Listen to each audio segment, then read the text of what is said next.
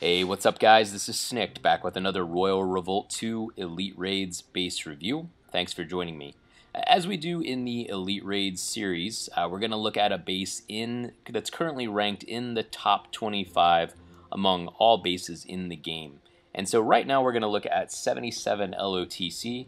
As you can see here, he's ranked number 17 on the global leaderboard and sitting at 4,150 trophies.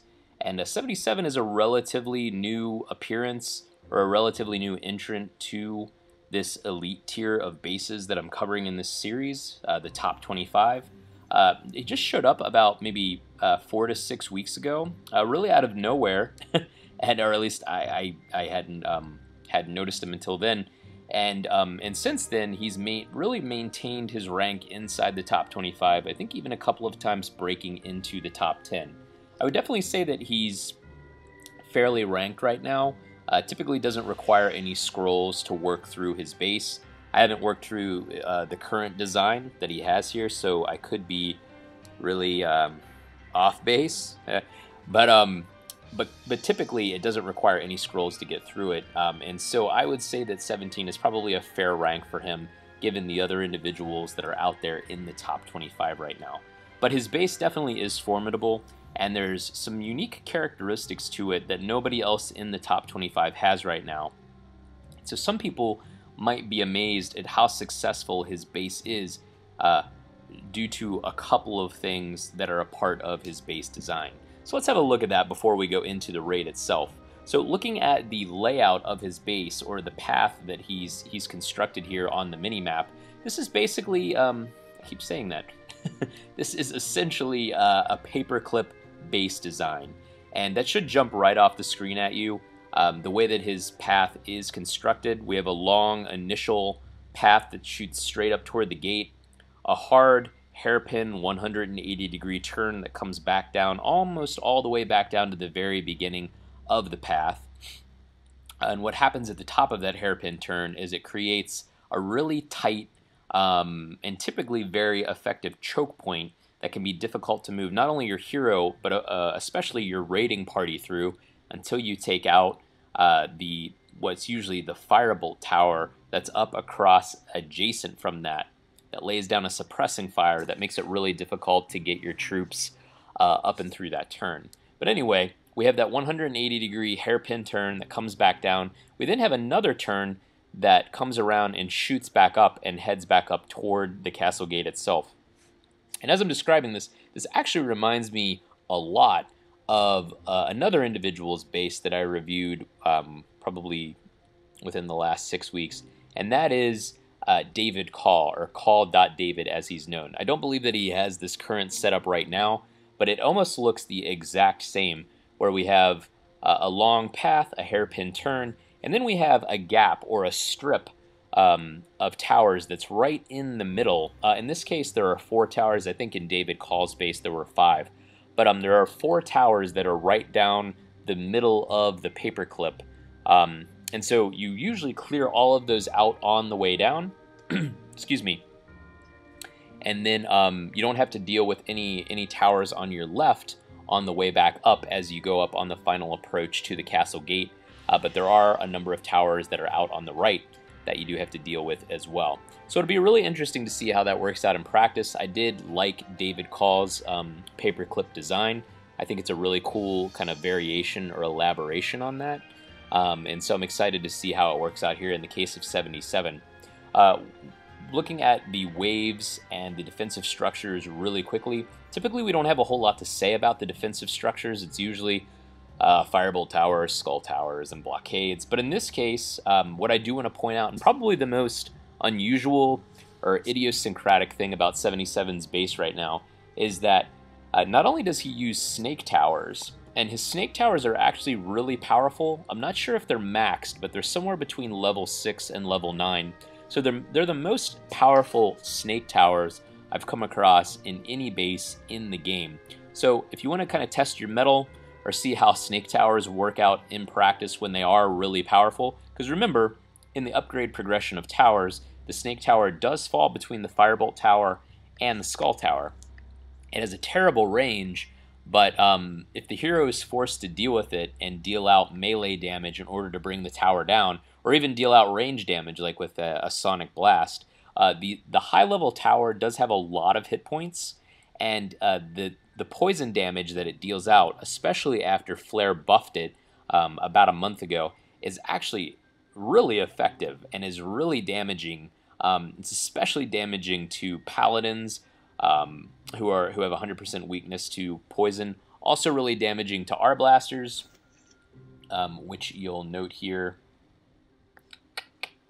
Nope, didn't want to do that. Or yes, I did, because that's what I already had there.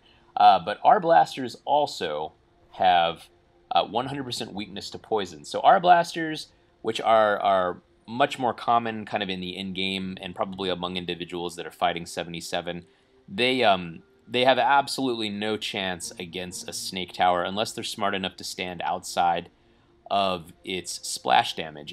And R-blasters do have the range for that. I haven't really watched how they do in practice, but anyway, so the Snake Towers are very effective, and we'll see how that works out here in just a moment.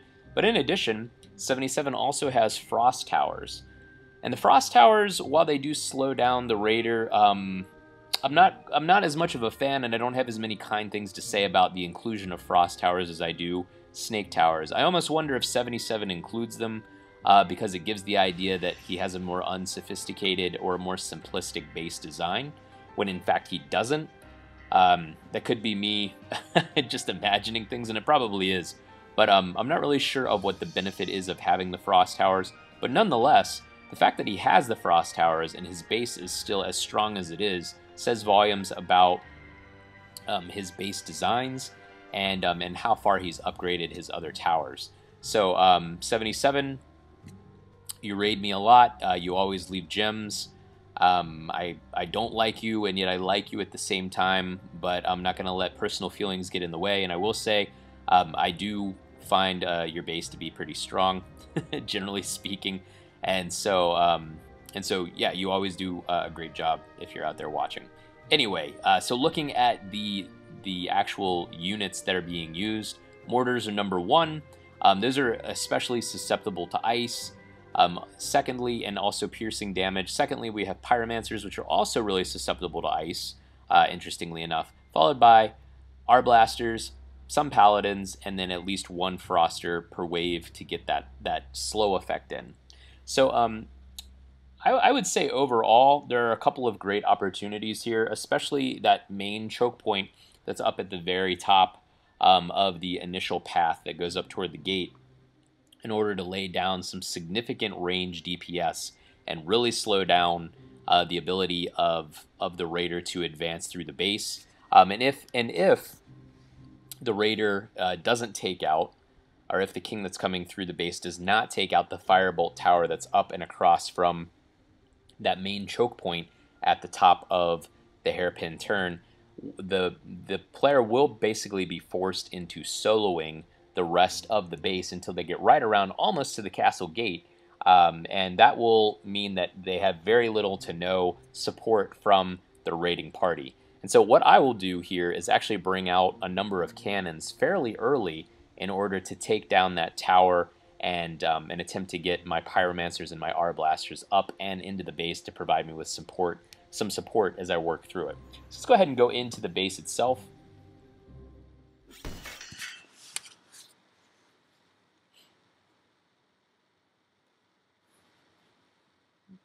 Okay, so I'll initially spawn some pyromancers and R-blasters. I'm going to wait until I get up here just a little bit, and I'm going to start spawning cannons. Now, one thing here about this design, and I saw this with David Call's base, and he didn't actually put any towers or any blockades on this path here, and that actually turned out to be really important, because as you can see here, it's now a completely open and unmitigated passage through here, and I'm able to take out multiple Firebolt towers really in one cooldown or in one fell swoop there. Um, and so David actually used a blockade right about here in order to draw the fire and trick the targeting AI of the cannons to fire on that, which really slowed down their progression into his base. So that was actually a really interesting strategy on his part. But as you can see here, there was really no such luck for 77 LOTC. So now we're actually going to see how the Snake Tower works out in practice here. It's great. It's a good idea to stay as far away from that splash damage as possible. And it didn't really affect me too harshly there. I'm going to hang out here for just a second, heal up a little bit, and then move forward and take out this Snake Tower as well. But you should notice there that that actually still did exert a pretty significant effect on my health.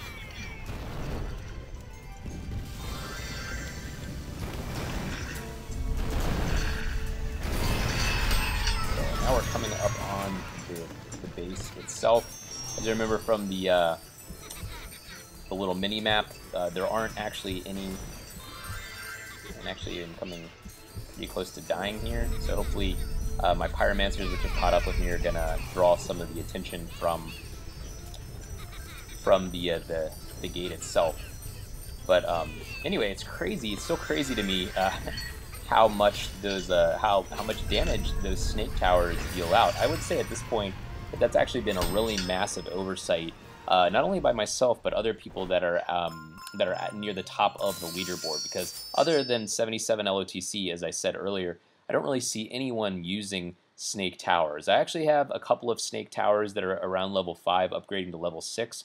And I'm going to try to rotate them into my own base and maybe replace a skull tower or two and place those snake towers because when they do have a ton of hit points, and I think ultimately at their highest level, they do have more hit points than a firebolt tower. So they're as strong as a firebolt tower or stronger, but when the raider is forced to get inside that splash damage and deal out either a blade storm or a sonic blast to attempt to bring those down, it does again deal out an insane amount of damage. And I feel like the tooltip for the snake tower hasn't been updated, or Flare is doing something there where it's not exactly a transparent calculation, because you go in and you look at the poison damage that a snake tower deals out. It looks like a mortar actually deals out, a single mortar actually deals out more poison DPS than a higher level snake tower. And it's clear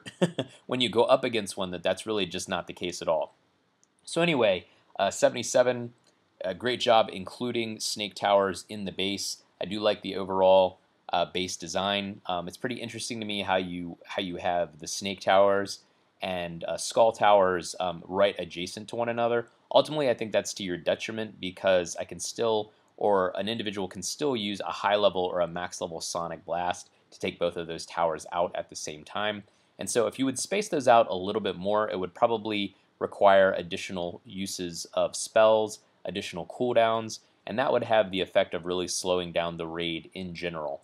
But as you'll notice as well, the cannons that I spawned did actually take out the firebolt tower that was across from the choke point, and that's how, really, in this case, since I didn't run the raid probably the best that I could, my pyromancers were able to come up and actually distract the attention and the attack from the castle gate, and that's how I was able to essentially stay alive in order to bring down the gate. So that actually is an interesting tactic, because it makes an argument for definitely prioritizing not soloing a base, especially because of how formidable the damage is that the castle gate puts out these days. But in order to keep your troops with you so that they actually they take the fire off of you, because the targeting AI on the castle gate will actually, its attention will be distracted and be diverted, and it will attempt to attack and kill them instead of the hero. I don't believe that's the case in every scenario, but often I notice that happens, and it takes a lot of the pressure off when you're at the castle gate, especially if you come in with your health not the best. So again, this is the 4th installment in the Elite Raid series. We'll be doing more to come. If you have any questions or comments, hit me up out here on YouTube or on Facebook. Thanks.